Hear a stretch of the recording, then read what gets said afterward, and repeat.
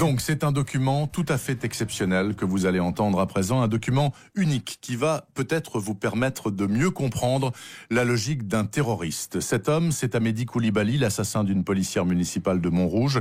C'était jeudi matin, assassin encore hier de 4 innocents qui avaient le seul tort à ses yeux d'être juifs. Il les a tués dans un supermarché cachère de la Porte de Vincennes à Paris. En apprenant la prise d'otage, la rédaction de RTL a appelé ce supermarché. Quelqu'un a répondu, on ne sait pas qui.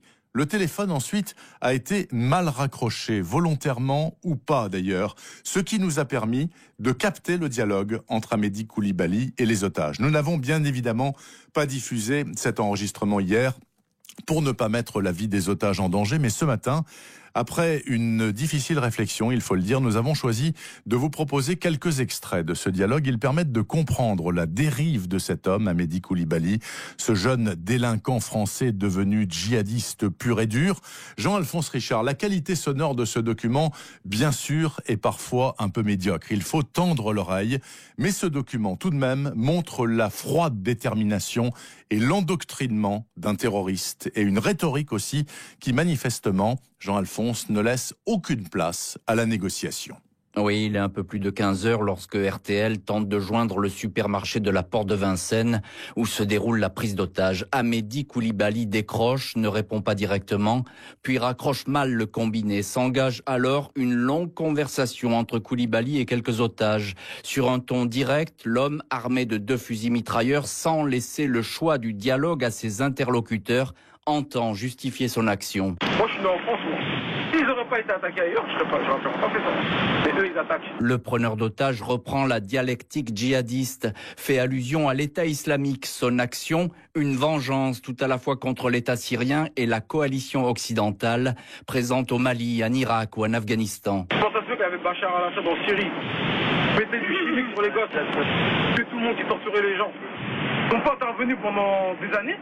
Quand il y a quelqu'un qui fait ça, bombardier, coalition de 50 000 pays, tout ça. Pourquoi ils font ça? Pourquoi ils font ça? Quand il y avait le nord du Mali, il y avait quoi au nord du Mali? Et qu'il y a eu la Syrie, ça a commencé en même temps. En même temps, il y avait des enfants qui font.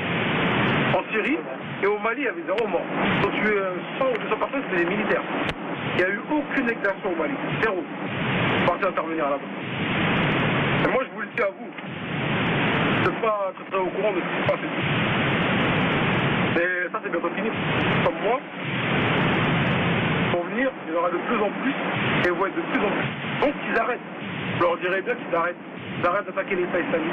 Ils arrêtent de dévoiler nos femmes. Ils arrêtent de mettre nos frères en prison pour rien du tout. Les explications de Koulibaly sont sans surprise. Arme à la main, l'homme avance des arguments plus ou moins brouillons. C'est vous qui avez élu vos gouvernements. Et vos gouvernements, ils vous ont jamais caché qu'ils allaient faire la guerre au Mali ou ailleurs. Et alors là s'engage le dialogue avec l'un des otages. Deuxièmement, c'est vous qui les financez. Que vous payez les taxes, des trucs, et vous êtes d'accord avec eux. Hein? Je suis obligé, mais je paye pas mes impôts, moi.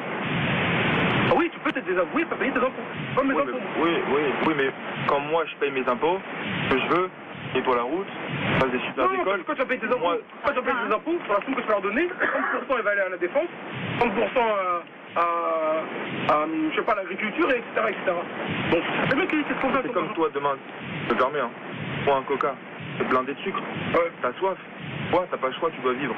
Peut-être que ça te fait du mal à ton corps, mais t'as pas envie de te faire du mal. T'as pas le choix de pas vivre. Tu peux aller vivre en Israël, tu peux aller vivre dans tout d'Algérie, non, c'est pas ça que je veux te dire. Quand tu manges quelque chose qui est pas bon pour toi, parce que c'est bon, du sucré, des frites, tu manges parce que tu dois manger. Peut-être que ça te fait du mal indirectement, mais tu veux pas te faire du mal. Nous, c'est pareil, on paye nos impôts, mais on veut de mal à personne. D'accord, mais moi je dis que jamais tous les individus, ils arrivent à s'unir. Comme là pour Charlie Hebdo, ils arrivent à s'unir pour élire un président. Et bien faites la même chose en vous disant, faites des manifestations et dites, c'est les musulmans tranquilles, vous nous laissez tranquilles. Pourquoi vous le faites pas? Manifester pour demander de laisser tranquilles les musulmans, encourage Koulibaly. La conversation semble presque banale, mais la menace est vite de retour. Nous, chez nous, c'est la loi du talion. Vous la connaissez très bien. C'est la loi du talion. Ça veut dire, Allah il a dit dans le Coran, quand il transgresser à transgression égale.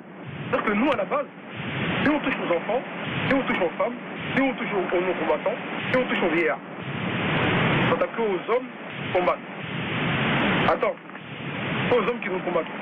Maintenant, moi je vous le dis à vous, vous savez pas ce qui se passe dans les pays musulmans, vous savez pas votre armée là, Ils veulent pas mettre les pieds là-bas, ils n'arrivent pas à combattre. Ils n'arrivent pas. Ne pensez pas ça parce que je suis un musulman.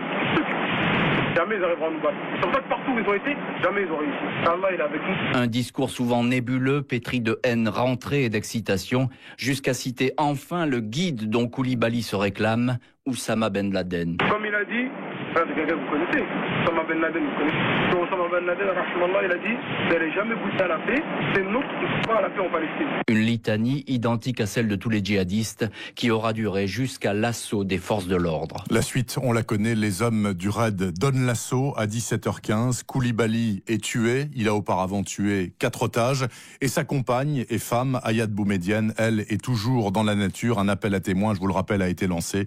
Si vous avez des informations, le 0805 02 17 17, 0805 02 17 17.